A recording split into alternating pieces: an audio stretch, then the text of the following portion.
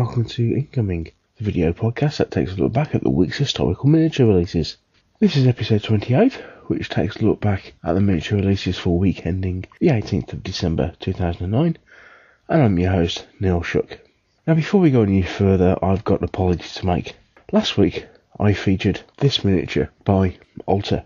It is of course of the Emperor Timur I, who, for some strange and unknown reason, I identify as being either Asian or Chinese, and ideal for use with warring states. Timur I is of course nothing to do with China.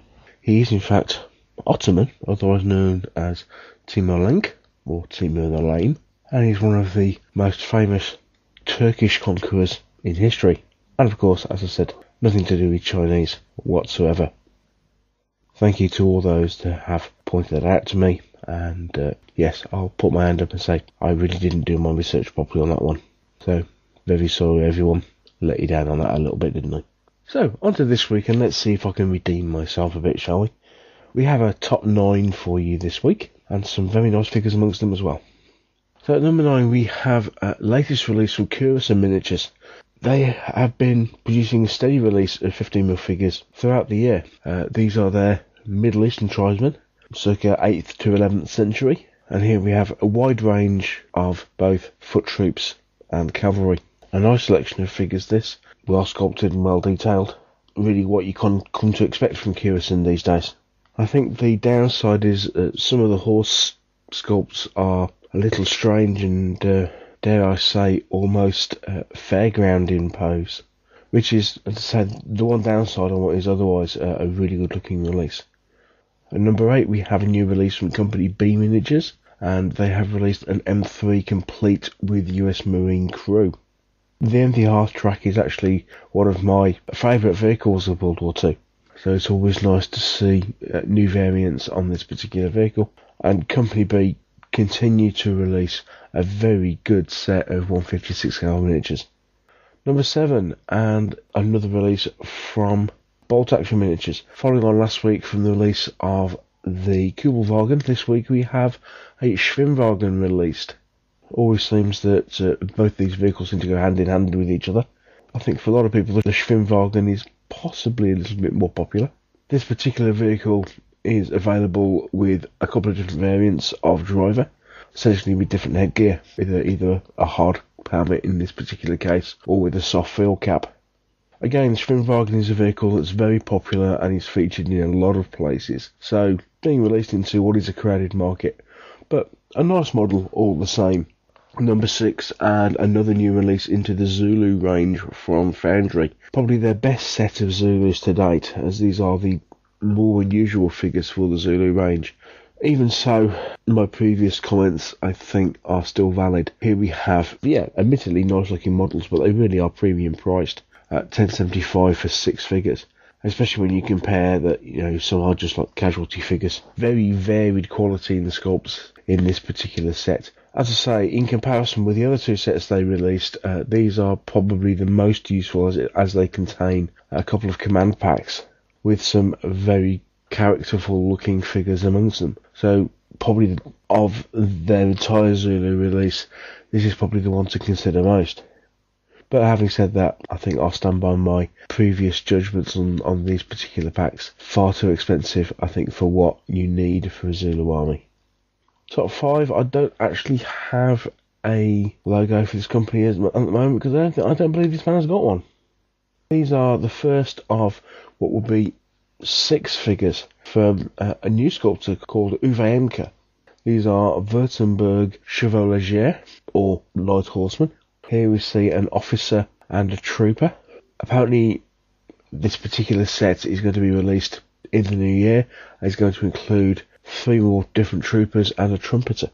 Some really nice looking sculpts here by Uwe, although he himself freely admits that he's not up to Perry standards yet. I think these are an excellent first couple of releases. Really shows promise and something to really look forward to in future.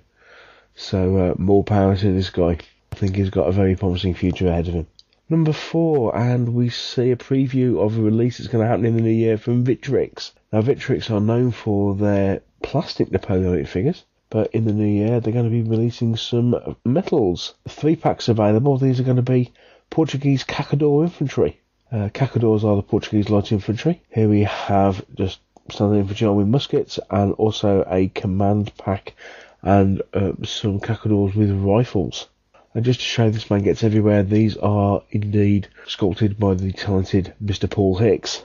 An excellent release from Victrix. There aren't that many companies that actually produce Cacadors from what I've seen. And if you're using your Victrix and Perry Miniatures for gaining something, for example, like sharp practice, Cacadors will be incredibly useful for that game.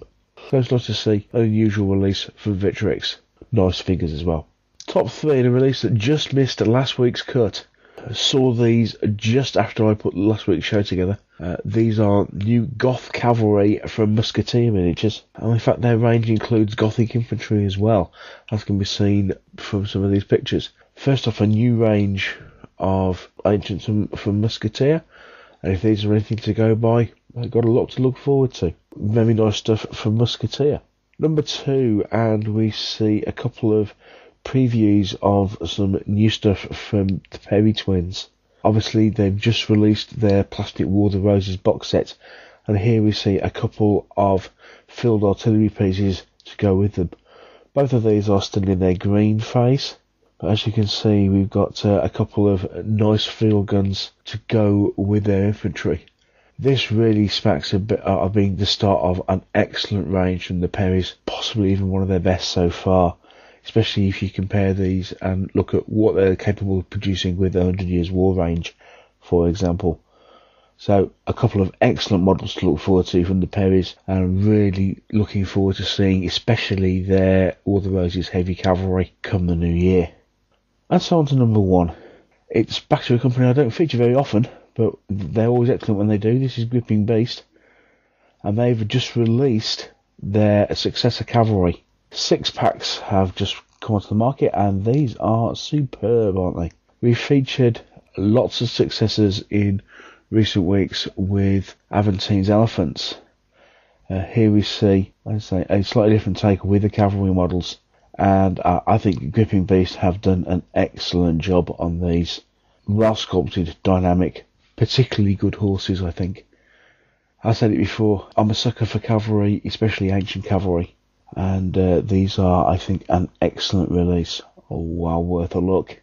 And so there we have it for this week, and indeed for this year. I'm not going to be around as I'm going away over Christmas and the New Year, and so the incoming vidcast is going to take a break until the New Year. I want to say a huge thank you to everybody who's supported the show, passed me comments. I want to thank you for all the encouragement, and for everyone who's downloaded this show. I'm really glad you've enjoyed it. And I just want to wish everyone a very Merry Christmas, and indeed a Happy New Year as well. Look out for more incoming in the new year. Until then, take care, happy gaming. I'll speak to you soon. Bye.